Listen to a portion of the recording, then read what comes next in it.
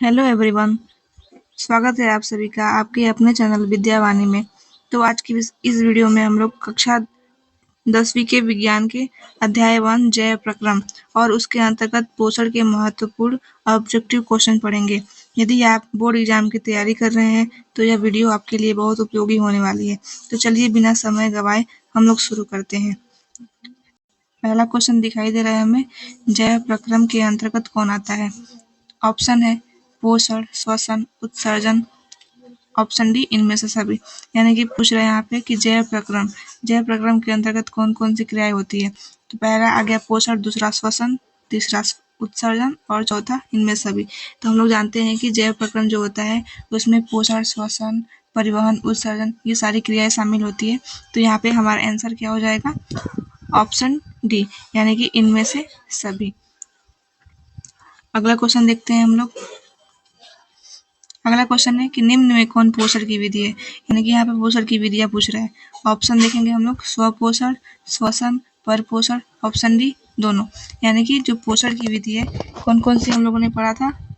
यानी कि पोषण की दो विधि पढ़े थे। पहला है स्वपोषण और दूसरा है परपोषण। यानी कि पोषण की दो विधि है, स्वपोषण और परपोषण। तो यहाँ पे हमारा ऑप्शन कौन सा हो जाएगा, ऑप्शन नंबर डी दोनों। नेक्स्ट क्वेश्चन, पर्णहरित का मुख्य कार्य क्या है। यानी कि जो पर्णहरित होता है, क्लोरोप्लास्ट होता है, उसका मुख्य कार्य पूछा गया है। ऑप्शन ए ऑक्सीजन मुक्त करना, ऑप्शन बी प्रकाश ऊर्जा को अवशोषित करना, ऑप्शन सी CO2 मुक्त करना, ऑप्शन डी जल अवशोषित करना। तो हम लोग जानते हैं कि जो पर्णहरित होता है उसका मुख्य कार्य होता है यानी कि प्रकाश ऊर्जा को अवशोषित करना है। हमारा राइट आंसर क्या हो जाएगा, प्रकाश ऊर्जा को अवशोषित करना। नेक्स्ट क्वेश्चन देखेंगे। 4th नंबर क्वेश्चन है, रसायन स्वपोषण के अंतर्गत मुख्यतः कौन आते हैं। ऑप्शन ए है हरे पौधे, बी कवक, सी अहरित बैक्टीरिया, डी शैवाल। तो रसायन स्वपोषण के अंतर्गत कौन कौन आते हैं, तो अहरित बैक्टीरिया। तो ऑप्शन नंबर सी हमारा राइट आंसर हो जाएगा। नेक्स्ट क्वेश्चन 5 नंबर क्वेश्चन है कि निम्न में परजीवी पादप का उदाहरण है।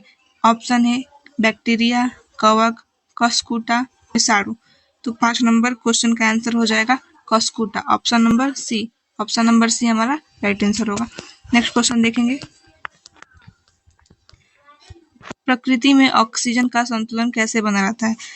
ऑप्शन है संयोजन क्रिया, ऑप्शन बी प्रकाश संश्लेषण, ऑप्शन सी अपघटन, ऑप्शन डी इनमें से कोई नहीं। जो प्रकृति है हमारी उसमें ऑक्सीजन का संतुलन कैसे बना रहता है, तो प्रकाश संश्लेषण की क्रिया द्वारा। इसमें क्या होता है, प्रकाश संश्लेषण की क्रिया में पौधे वायुमंडल से किसको ग्रहण करते हैं, सूर्य के प्रकाश को, CO2 को, जिससे हमारे प्रकृति में यानी कि वायुमंडल में ऑक्सीजन का संतुलन बना रहता है। नेक्स्ट क्वेश्चन 7 नंबर है, आंत्र रस कहाँ से स्रावित होता है। ऑप्शन है अमाशय, छोटी आंत, बड़ी आंत, मुख गुहा। तो हम लोगों ने पढ़ लिया है कि आंत्र रस कहाँ से स्रावित होता है, छोटी आंत से। तो ऑप्शन नंबर क्या हो जाएगा, बी हमारा राइट आंसर होगा। नेक्स्ट क्वेश्चन देखते हैं। 8 नंबर क्वेश्चन है कि पित्त इस भोज्य पदार्थ, सॉरी यहाँ पे इस नहीं होगा, किस होगा। पित्त किस भोज्य पदार्थ का विखंडन करता है। तो ऑप्शन है प्रोटीन, वसा, कार्बोहाइड्रेट और ऑप्शन डी है विटामिन। तो जो पित्त होता है किसका विखंडन करता है, किस पदार्थ का विखंडन करता है, तो ऑप्शन नंबर बी वसा, यानी कि वसा का विखंडन करता है। पित्त किसका विखंडन करता है, तो वसा का विखंडन करता है। ऑप्शन नंबर क्वेश्चन नंबर 9, पाइसीकरण इमल्सिफिकेशन क्या है। तो ऑप्शन आपको दिख रहा है कि ऑप्शन ए में क्या लिखा हुआ है, वसा के जटिल अणुओं को सरल ड्रॉपलेट्स में रूपांतरण। ऑप्शन बी जटिल प्रोटीन का विखंडन। ऑप्शन सी ए एवं बी यानी कि पहला और दूसरा दोनों। ऑप्शन डी इनमें से कोई नहीं। तो जो 9 नंबर क्वेश्चन है यानी कि पाइसीकरण क्या है, तो पाइसीकरण क्या होता है, वसा के जटिल अणुओं को सरल ड्रॉपलेट्स में रूपांतरण की प्रक्रिया क्या कहलाती है, पाइसीकरण यानी कि इमल्सिफिकेशन कहलाती है। तो हमारा राइट आंसर क्या होगा, ऑप्शन नंबर ए। ऑप्शन नंबर ए हो जाएगा हमारा राइट आंसर। 10 नंबर क्वेश्चन क्या है, जठर रस यानी कि गैस्ट्रिक जूस की अम्लता किसके कारण होती है? ऑप्शन है श्लेष्म यानी कि mucus, option b pepsinogen, option c hydrochloric अम्ल, ऑप्शन डी इनमें से कोई नहीं। तो जो जठर रस होता है यानी कि गैस्ट्रिक जूस होता है कि अम्लता किसके कारण होती है? तो हाइड्रोक्लोरिक अम्ल के कारण, क्योंकि हाइड्रोक्लोरिक अम्ल के नाम से स्पष्ट है कि इसमें अम्ल पाया जाता है और जठर रस की अम्लता हाइड्रोक्लोरिक अम्ल यानी कि HCl यानी कि HCl HCl यानी कि हाइड्रोक्लोरिक अम्ल के कारण इसकी अम्लीयता होती है। 11 नंबर क्वेश्चन देखेंगे कि मृतजीवी पोषण में भोजन का पाचन कहाँ होता है? तो जो मृतजीवी पोषण में भोजन का पाचन कहाँ होता है? ऑप्शन देखेंगे कोशिका के बाहर, ऑप्शन बी कोशिका में, ऑप्शन सी पाचन तंत्र में, ऑप्शन डी इनमें से सभी। तो जो हमारा मृतजीवी पोषण है उसमें भोजन का पाचन कहाँ होगा? कोशिका के बाहर। तो ऑप्शन नंबर ए हमारा आंसर हो जाएगा। मृतजीवी पोषण में भोजन का पाचन कहाँ होता है? कोशिका के बाहर। 12 नंबर क्वेश्चन है अमाशय से कौन सा अम्ल स्रावित होता है? ऑप्शन है H2SO4, HCl, HNO3, HNO2।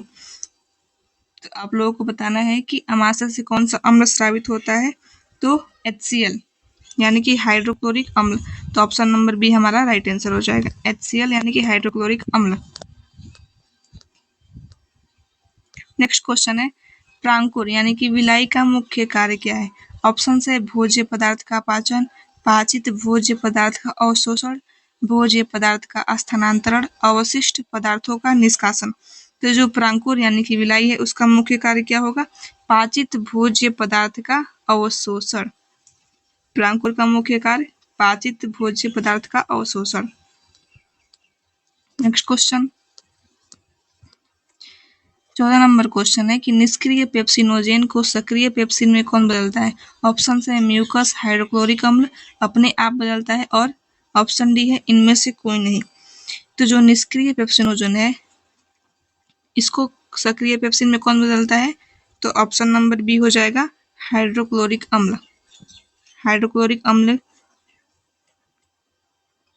Pepsinogen को सक्रिय पेप्सिन में बदलता है। नेक्स्ट क्वेश्चन है पाचन का उद्देश्य क्या है?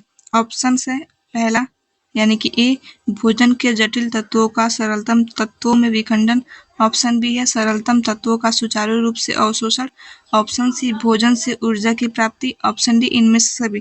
तो जो हमारा 15 नंबर क्वेश्चन है इसका राइट आंसर क्या होगा? इनमें से सभी।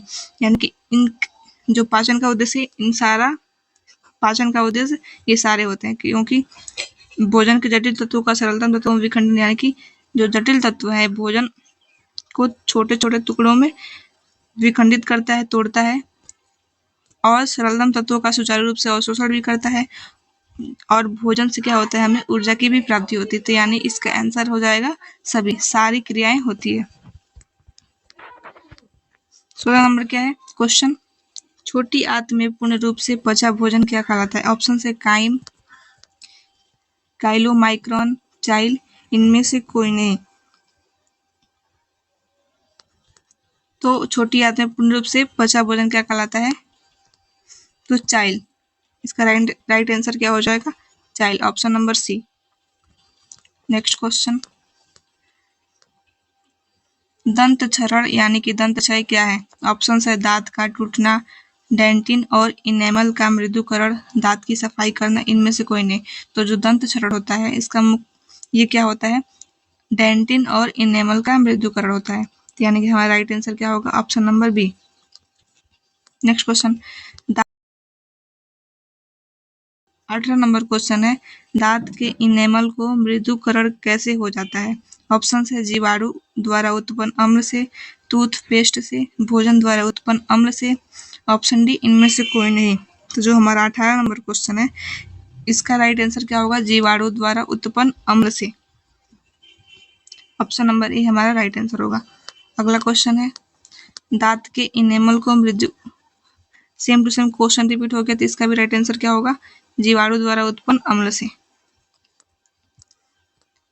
19 नंबर क्वेश्चन है दंत प्लाक कैसे बनता है? ऑप्शन है मुख यानी कि मुंह के खाद्य कणों एवं जीवाणु से, टूथपेस्ट से, जीवाणु के क्षय से, ऑप्शन डी इनमें से कोई नहीं। तो इसका आंसर क्या होगा? मुंह के खाद्य कणों एवं जीवाणु से। दंत प्लाक किससे होता है? मुंह के खाद्य कणों एवं जीवाणु से। नेक्स्ट क्वेश्चन है, पेप्टिक अल्सर हो सकता है। ऑप्शन है सामान्य भोजन खाने से, कम भोजन खाने से, लंबे समय तक भूखे रहने से, ऑप्शन डी इनमें से कोई नहीं। तो जो पेप्टिक अल्सर होता है ये किसके कारण होता है? लंबे समय तक भूखे रहने से, यानी कि जब हम खाना नहीं खाते हैं, ज़्यादा दिन तक हो जाता है भूखे रहे, तो हम यानी कि लंबे समय तक भूखे रहने से क्या हो जाता है? Peptic ulcer. अगला क्वेश्चन है, शाकाहारी जीवों में छोटी आंत की लंबाई कैसी होती है? अधिक लंबी, छोटी, मध्यम, डी इनमें से कोई नहीं। तो जो शाकाहारी जीव होते हैं उनमें छोटी आंत बहुत लंबी होती है, यानी कि अधिक लंबी होती है। मनुष्य और अन्य मांसाहारी जीव किसका पाचन नहीं कर पाते? ऑप्शन है प्रोटीन, वसा, सेलुलोज, इनमें से सभी। तो जो मनुष्य और अन्य मांसाहारी जीव है ये सेलुलोज का पाचन नहीं कर पाते हैं। सेलुलोज का पाचन कौन करता है? जो शाकाहारी जीव होते हैं उनमें सेलुलोज की पाचन यानी कि सेलुलोज का पाचन आसानी से हो जाता है, लेकिन मनुष्य और अन्य मांसाहारी जीव होते हैं इसका पाचन नहीं कर पाते हैं। नेक्स्ट क्वेश्चन, इनमें स्वपोषी कौन है? ऑप्शन है हरे पौधे, कीट, मछली, इनमें से सभी। स्वपोषी का मतलब स्वपोषी, यानी कि स्व मतलब खुद, पोषी मतलब अपना भोजन बनाते हैं। जो अपना भोजन स्वयं बनाते हैं यानी खुद बनाते हैं उसे क्या कहते हैं? स्वपोषी। तो हम जानते हैं कि हरे पौधे प्रकाश संश्लेषण की क्रिया द्वारा अपना भोजन खुद बनाते हैं, तो इसका राइट आंसर क्या हो जाएगा? हरे पौधे, ऑप्शन नंबर ए। अगला क्वेश्चन है, पौधे प्रकाश संश्लेषण से इसे बनाते हैं यानी कि किसे बनाते हैं? Option number A protein, option number B वसा, option number C carbohydrate, option number D इनमें से कोई नहीं। तो जो हमारा इसका राइट आंसर क्या हो जाएगा? कार्बोहाइड्रेट। प्रकाश संश्लेषण की क्रिया के माध्यम से क्या बनाते हैं? कार्बोहाइड्रेट। अगला क्वेश्चन, हरे पौधे में रक्षित आंतरिक ऊर्जा किस रूप में होती है? ऑप्शन है वसा, प्रोटीन, जल, ऑप्शन नंबर डी मंड। तो जो हमारे हरे पौधे होते हैं उनमें रक्षित आंतरिक ऊर्जा किस रूप में होती है? तो मंड के रूप में होती है। ऑप्शन नंबर डी हमारा राइट आंसर हो जाएगा। नेक्स्ट क्वेश्चन, प्रकाश संश्लेषण में ऊर्जा रूपांतरित होती है। ऑप्शन है यांत्रिक ऊर्जा में, जल में, रासायनिक ऊर्जा में, ग्लूकोज में। तो इसका आंसर क्या होगा? रासायनिक ऊर्जा में। जो प्रकाश संश्लेषण तो प्रकाश संश्लेषण में प्रकाश ऊर्जा किस में रूपांतरित होती है? तो रासायनिक ऊर्जा में रूपांतरित होती है। अगला क्वेश्चन है, पौधे नाइट्रोजन किस रूप में प्राप्त करते हैं? ऑप्शन है नाइट्रेट के रूप में, नाइट्राइट के रूप में, ऑप्शन सी ए एवं बी दोनों, ऑप्शन डी इनमें से कोई नहीं। तो जो पौधे होते हैं नाइट्रोजन दोनों के रूप में प्राप्त करते हैं, नाइट्रेट के रूप में भी और नाइट्राइट के रूप में भी। अगला क्वेश्चन देखेंगे, यह जीव भोजन का विघटन अपने शरीर के बाहर करते हैं, यानी क्वेश्चन पूछ रहा है कौन सा जीव भोजन का विघटन अपने शरीर के बाहर करते हैं? ऑप्शन है फफूंद, मशरूम, ईस्ट, इनमें से सभी। तो इसका राइट आंसर क्या हो जाएगा? यानी कि ये सारे जीव हैं, यानी कि फफूंद, मशरूम, ईस्ट, ये सारे जीव क्या करते हैं? अपने भोजन का विघटन अपने शरीर के बाहर करते हैं। तो इसका राइट आंसर क्या होगा? इनमें से सभी। नेक्स्ट क्वेश्चन है, कौन अस्थायी प्रवर्ध की मदद से भोजन ग्रहण करता है? ऑप्शन है पैरामीशियम, अमीबा, यूग्लिना, इनमें से सभी। तो हम जानते हैं कि यानी कि अमीबा जो जंतु है किसके माध्यम से अस्थायी प्रवर्ध की मदद से भोजन ग्रहण करता है? इनमें भोजन ग्रहण करने के लिए कौन सा स्ट्रक्चर पाया जाता है? तो कूटपाद,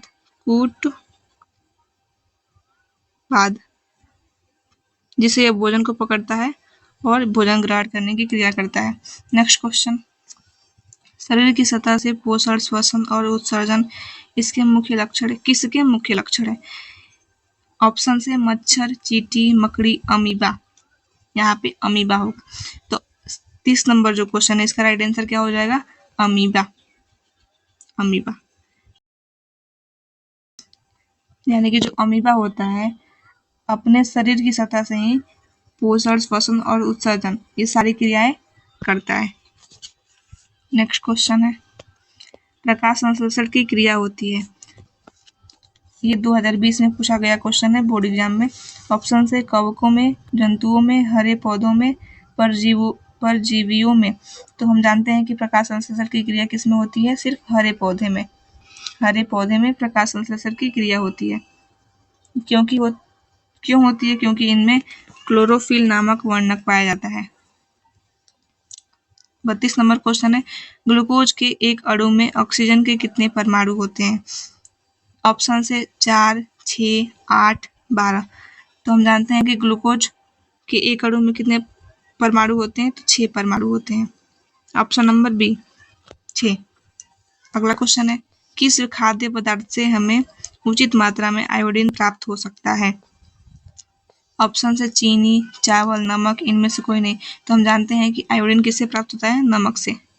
नमक से हमें आयोडीन प्राप्त होता है। नेक्स्ट क्वेश्चन, मनुष्य और अन्य मांसाहारी जीव निम्नलिखित में से किसका पाचन नहीं कर पाते हैं?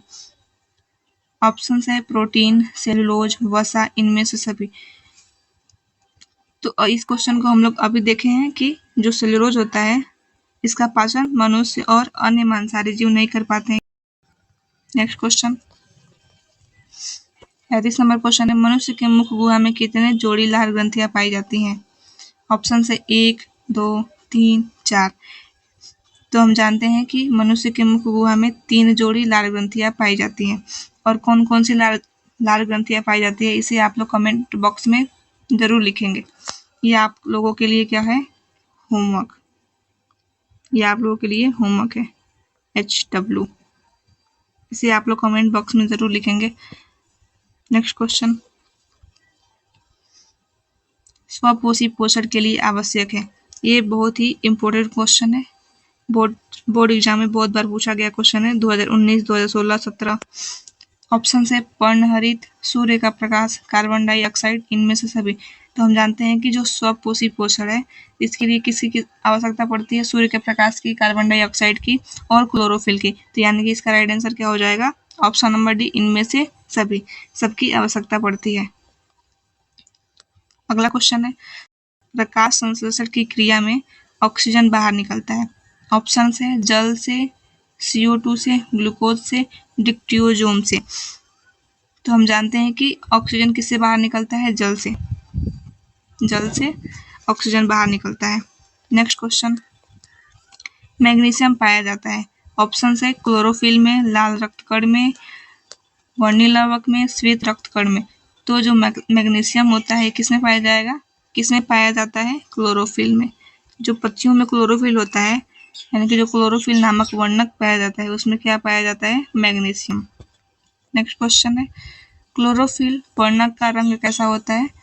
ऑप्शन है हरा, नीला, लाल, सफेद। तो क्लोरोफिल वर्णक का रंग कैसा होता है? हरा होता है। नेक्स्ट क्वेश्चन, कवक में पोषण की कौन सी विधि है? ऑप्शन है स्वपोषी, मृतजीवी, समभोजी, इनमें से कोई नहीं। तो जो कवक होता है उसमें कौन सी विधि होती है पोषण की? तो मृतजीवी पोषण की विधि पाई जाती है कवकों में। नेक्स्ट क्वेश्चन, सड़ी गली चीजों पर पोषित होने वाले पौधे कहलाते हैं, क्या कहलाते हैं? ऑप्शन है परजीवी, मृतजीवी, परपोषी, स्वपोषी। तो जो सड़े गले चीजों पर पोषित होने वाले पौधे हैं वो क्या कहलाते हैं? तो मृतजीवी। ऑप्शन नंबर बी हमारा राइट आंसर हो जाएगा। नेक्स्ट क्वेश्चन, पत्तियों में गैसों का आदान प्रदान कहाँ से होता है? ऑप्शन है सीरा, रंध्र, मध्य सीरा, इनमें से कोई नहीं। तो जो हमारी पत्तियां हैं उनमें गैसों का आदान प्रदान हम लोगों ने पढ़ा है कि रंध्र के माध्यम से गैसों का आदान प्रदान होता है। तो ऑप्शन नंबर बी हमारा राइट आंसर होगा, रंध्र के माध्यम से गैसों का आदान प्रदान होता है। नेक्स्ट क्वेश्चन, प्रकाश संश्लेषी अंगक इनमें से कौन है? स्टोमाटा, पत्ती, हरित लवक, जड़। हम लोग जानते हैं कि प्रकाश संश्लेषी अंगक क्लोरोप्लास्ट यानी कि हरित लवक को कहते हैं, और प्रकाश संश्लेषी और